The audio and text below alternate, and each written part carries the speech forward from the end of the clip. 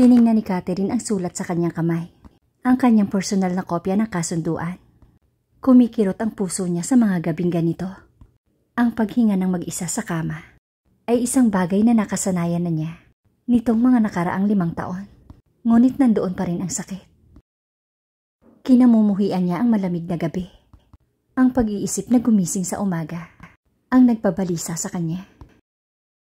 Napabuntong hininga siya ng malalim. Napanaginipan niya ito noon. Bumabalik ito para sa kanya. Ngunit hindi ito nangyari ni minsan. Ngayon ay nagsimula na siyang umami na talagang hindi na ito babalik. Marami pang ibang mga kababaihan na magiging higit na masaya na punan ang kanyang pwesto. Bagamat iyon ang palaging problema. Inilapag niya ang mga papel sa locker sa gilid ng kama. Humiga siya sa kama at sinubukang iwaksi ang kanyang mga iniisip sa dati niyang buhay.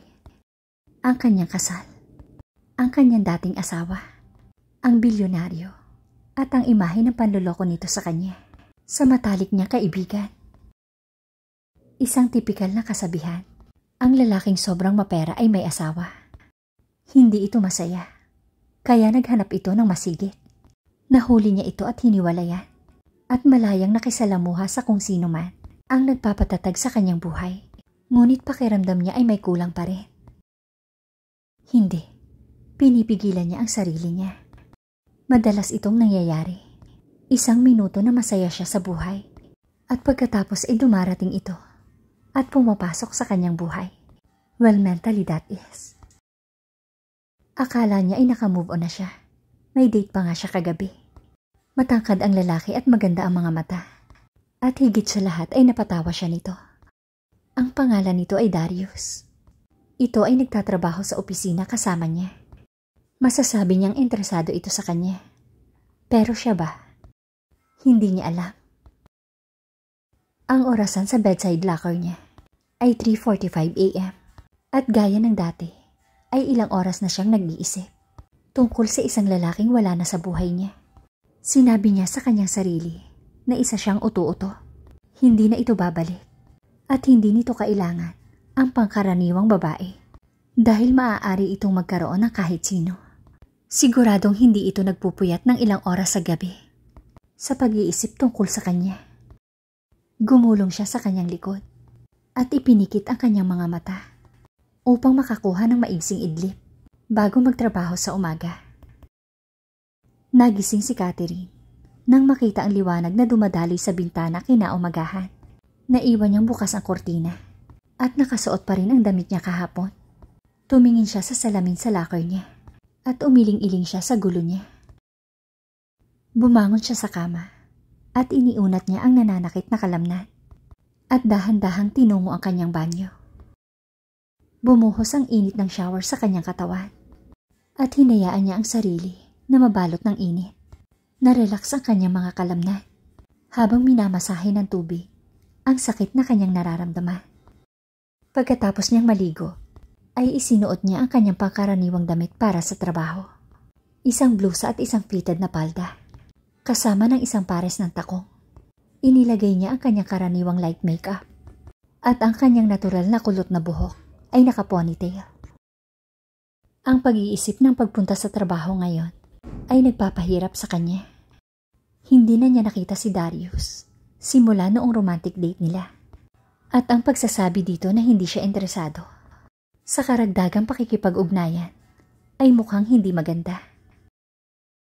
Lumabas siya sa kanyang apartment at inilak ang pinto. Sumakay siya sa elevator, pababa sa paradahan ng sasakyan. Ang biyahe papunta sa law firm ng Hudson ay maikli lang. Ngunit ngayon ay tila humihila ito at hindi niya maiwasang makaramdam ng kakaibang mangyayari. Ang paghahanap ng puwang sa paradahan ng kotse sa opisina ay palaging isang bangungot. Bagamat siya ay maaga gaya ng dati, ay mahirap pa rin. Pagkatapos ng 15 minutong paghihintay na may aalis, ay nakahanap na siya ng espasyo at nakahinga ng maluwag habang nakatingin sa kanyang relo. Sa opisina, dumadaloy ang amoy ng kape sa umaga. Bawat mesang dinadaanan ni Catherine ay may hawak na tasa ng kape mula sa coffee shop sa kabilang kalsada. Ngunit para sa kanya, ang kape ay masyadong mapait. Mas gusto niya ang isang bagay na medyo matamis, tulad ng smoothie or orange juice. Habang papalapit si Catherine sa mesa, ay huminga siya ng malalim. Ang pagiging gising magdamag ay walang naitutulong. Pakiramdam niya ay pagod na pagod siya. Si Mickey na kanyang amo ay lumakad papunta sa kanyang mesa. Iniangat niya ang kanyang ulo at tiningnan ito. Nakasuot ito ng navy blue na suit at naka-necktie ng stripe. Catherine, I have good news for you.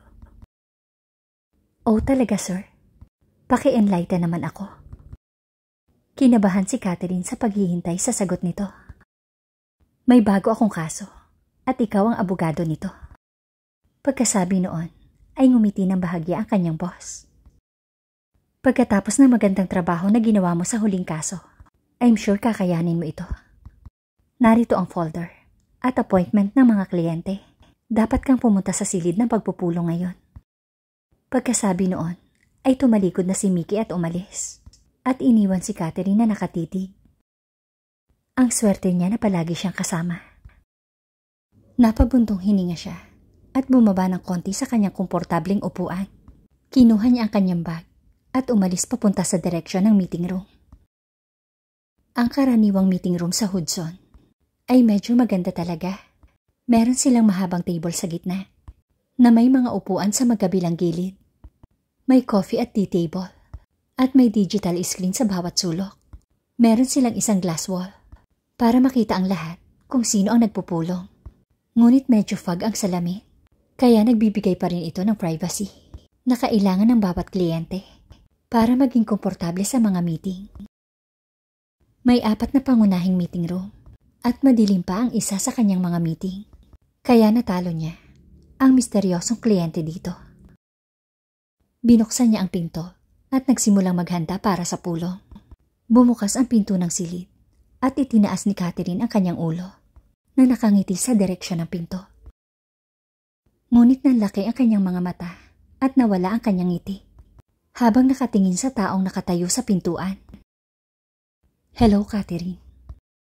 Sexy pa rin ang malalim nitong boses habang nararamdaman niya ang panlalamig na kanyang gulugod. Sinubukan niyang maghanap ng mga salita na isasagot. Ngunit ang kanyang bibig ay tuyo at nagkataon na parang nanunuyot ang kanyang lalamunan at hindi niya magawang magsalita. Shall we get down to business? Nagsalita ang lalaking nakatayo sa tabi niya. Malinaw na pagkalito ang bumakas sa mukha niya. Habang nakatayo ito doon, na tila mas gwapo kesa sa huling pagkikita nila. Ang muscular figure nito ay perpektong nakayakap sa Armani suit. Bagay na bagay ito sa mga tamang lugar. At kahit anong pilit niya, ay imposibleng hindi maglalaway sa paningin nito. Ang buhok nito ay bahagyang ginulo upang magbigay ng impresyon at hindi na kailangang mag-effort para maging gwapo, which is true na hindi nito ginawa. Umiling si Catherine dito. Kailangan niyang mag-focus.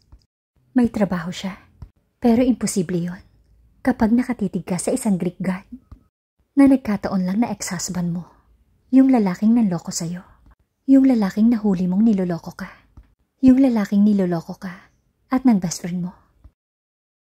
Hindi, nakalipas na yun, Catherine. Kumilos ka ng sibil na parang hindi na mahalaga ang nangyari. Ang nakaraan ay nakaraan. Magsisinungaling si Jason kung sasabihin niyang alam niyang si Catherine ang magiging abogado niya. Ang kanyang version ng pag-arte ay cool na cool at tila gumagana. Kung ang pagtataka sa mukha ni Catherine ay indikasyon, hindi rin nito alam. Pagkatapos ng lahat, kung alam lamang nito, ay hindi na nito kinuha ang kanyang kaso. Nagalit si Jason sa tensyon sa kwarto. Naalala niya ang nangyari. The fact na akala nito ay nanloko siya. At nahuli siya nitong gumagawa ng mga bagay na hindi makakristyano. Kasama ang babaeng iyon ay nagpakulo sa kanyang dugo. Napakaganda nitong tingnan. Medyo maikli ang palda nito at medyo fitted ang blouse. Masasabi niyang binibigyan nito ng show ang mga lalaki sa opisina. Ang pag-iisip na yun ay hindi nakatulong kahit konti sa mood ni Jason. Hinayaan niyang tingnan ng kanyang mga mata ang katawan nito. Mahaba at bilugan ang mga binti nito. Maliit ang bewang nito at nakapusod ang mahaba nitong buhok. Lumingon ito para pumili ng folder. Sa lahat ng anggulo ay mukhang sexy at maganda si Catherine. No, hindi makapag-isip ng ganito si Catherine. At buti na lang nagsalita si Henry, his legal assistant. Magpapatuloy na ba tayo sa negosyo? Tanong nito. Huminga ng malalim si Jason na sinusubukang tanggalin ang mga iniisip ni Catherine at tumango. Itinuro ni Catherine ang 2 upuan sa tapat ng mesa at tumahimik. Please take a seat, Mr. Sanders. Nakatingin dito si Jason ng blanco at naupo habang nakatitig ang kanyang mga mata dito. Okay, so let's go over your case. Mahinahong sabi nito. Ang sexy pa rin ang boses nito. Ang muling pagdinig dito ay nagpapaliyab sa apoy na nararanasan niya tuwing kasama niya ito. Napangiti si Jason sa kanyang sarili nang maisip ang mga bagay na yun. Sir, naputol ang pag-iisip ni Jason nang marinig na kinakausap siya ni Catherine. Ano? Malamig ang tono ni Jason, kaya medyo natigilan si Catherine. Hindi niya maalis ang tensyon at alam niya yon. Nakikita kong lumalaban ka sa mga corporation ratings. That's a big technology corporation. Ang professionalism ni Catherine habang nagsasalita ay nagpaisip kay Jason tungkol sa hiwalayan na alam niyang nasaktan niya ito at halata pa rin sa mga mata nito ang sakit. Ano ang iniisip nito ngayon? Kinamuhian ni Jason ang sarili dahil dito at hindi niya napigilan ang pagtaas ng galit niya. Hindi kay Catherine, kundi sa sarili niya. Ngunit tulad ng karamihan, kapag nasumpungan niya ang kanyang sarili na galit, ay lalabanan niya ito at ayaw niyang mangyari ito ngayon. Nanghiram sila ng pera sa amin at hindi na nabayaran. Ang malamig na tono ni Jason ay nagpaisip kay Catherine kung may epekto pa ba ito sa kanya. Wala itong dahilan para magalit sa kanya noong niloko siya nito. Ang pag-iisip ay nagdulot ng luha sa kanyang mga mata. Kaugnay ang matalik niyang kaibigan. Pinutol ni Catherine ang lahat ng kontak sa kanyang kaibigan noong panahong iyon. Tama, titingnan ko ang kaso at aayusin ang isa pang pagpupulong sa iyo sa lalong madaling panahon. Sabi ni Catherine nang isara ang folder at tumayo at inilahad ang kamay kay Jason. Tumayo si Jason at hinintay na makaalis muna si Henry. Hindi niya pinansin ang kamay ni Catherine at tinitigan ito ng masama. Hindi ako humahawak sa kalapating mababa ang lipad. Sabi niya na may labis na katiyakan. Pinigilan ni Catherine ang luhang nagbabantang tumulo. Mas lalong lumakas ang galit ni Jason. Mali ang sinabi niya. Alam niyang hindi ito babaeng mababa ang lipad. Ngunit nang ito ay tumayo at inilahad ang mga braso na humulma sa magandang dibdib nito, ay nalaman niya kung ano ang nawawala sa kanya. Hindi ko maintindihan. Humikbi si Catherine at pinigilang tumulo ang luha. Niloko mo ako, Catherine, nang ibinuka mo ang mga hita mo sa lahat ng lalaki. Malalim at matalim ang boses ni Jason. Nakaramdam siya ng inggit sa ibang mga lalaki. Ngunit hindi niya iyon aaminin. Hindi ito nanloko at alam niya yon. Ngunit hindi niya mapigilan ang galit na nag-aalab sa kanya. Gusto niyang bumalik ito. Tumayo si Catherine at mabilis na lumakad lampas sa kanya papunta sa banyo. Walang laman ang banyo at inilak ni Catherine ang pinto. Huminga siya ng malalim at dumaos do sa gilid. Bakit siya? Bakit ngayon? Hinayaan niya ang sariling umiyak. Nanatiling nakatayo si Jason sa meeting room na tila nakokonsensya. Ngunit agad niya itong ibinaksi. Suot ni Catherine ang sariling damit sa isang profesional na kapaligiran. Sumanya siya kay Henry na kunin ang sasakyan at umalis sila sa Hudson Law Firm. Noon pa man ay pinangarap ni Catherine na maging isang big shot lawyer. At ngayon ay mukhang maayos na ito. Ito ay isang kahihiyan na kailangan niyang sirain ang kanilang relasyon sa kanyang paraan. Nang matagpuan niya ang mga larawan na nakalatag sa puting sobre sa kanyang mesa na naka-address sa kanya, na ipinadala mula sa hindi kilalang pinagmulan, ang sakit ay bumalot sa kanya. Sa mundong palaging malamig sa kanya, si Catherine ang nag-iisang tao na nakakita sa kanyang tunay na kulay. At pagkatapos ay niloko siya nito sa isang lalaking kasama nito sa opisina. Pakiramdam ni Jason ay ginamit siya at nasira. Gumuho ang kanyang mundo.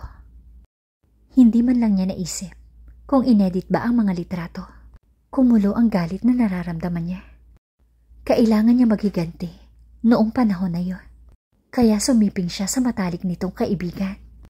Matagal na siya nitong sinusubukang akitin at pumasok ito sa kanyang opisina.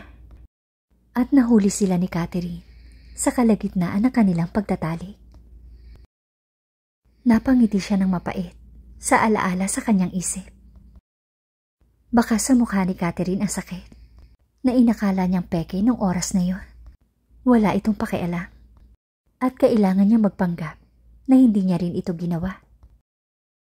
At pagkatapos ay inihagis niya sa mukha nito ang papel ng diborsyo. At nang palayasin niya ito sa bahay, ay nalaman niya ang katotohanan. Thank you guys for listening and watching.